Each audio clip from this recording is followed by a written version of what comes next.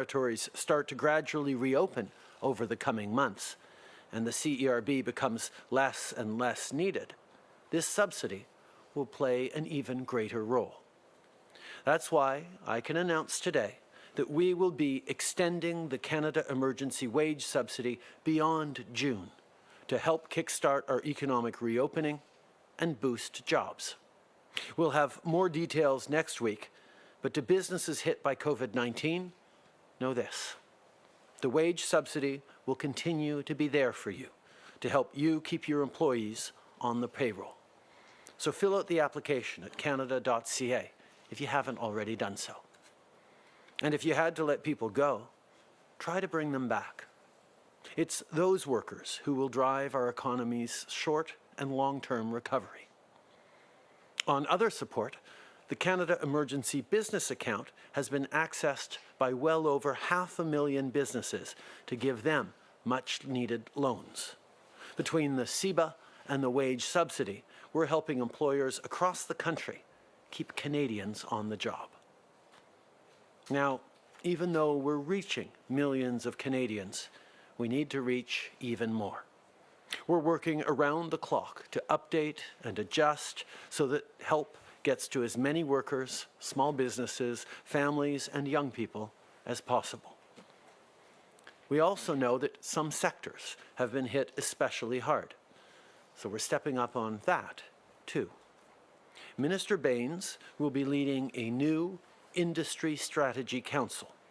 Chaired by Monique Leroux, this council will take a deeper dive into how the pandemic is affecting specific sectors and how to best support them. We're leveraging expertise from the economic strategy tables we set up in the first mandate, as well as looking to new industry leaders. This will be a dedicated forum for industry and government to come together on tackling the effects of COVID-19. And it builds on what we've already done for workers in everything from energy to agriculture. On that note, Minister Guilbeault will have more details at noon about how our $500 million package for arts, culture, and amateur sport is now being rolled out to support workers in those sectors. This investment will help people access wage support and help organizations access funding. Our artists, creators, and young athletes inspire us and help us feel connected even when we're at home.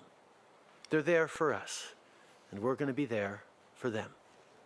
No matter where you work, no matter who you are, these are tough times. But with the right plan, we will get through this, and we'll come back stronger than ever. Le Canada fait face à un défi sans précédent. Donc, on a pris des mesures sans précédent. Vous êtes peut-être parmi les plus de 7 millions de personnes qui reçoivent la prestation canadienne d'urgence.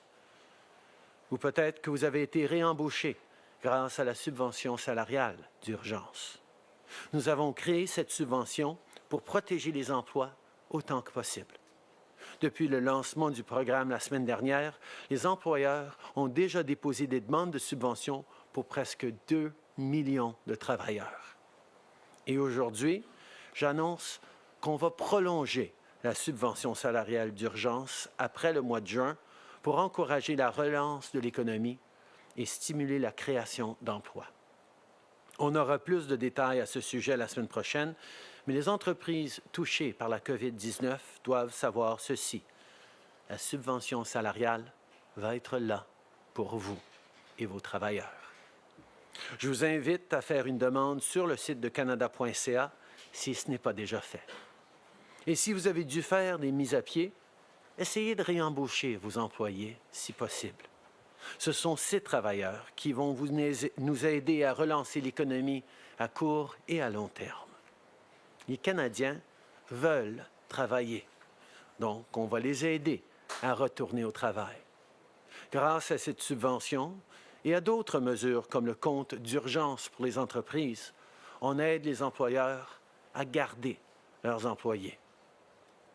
Aujourd'hui, on a aussi des nouvelles pour le secteur de la culture.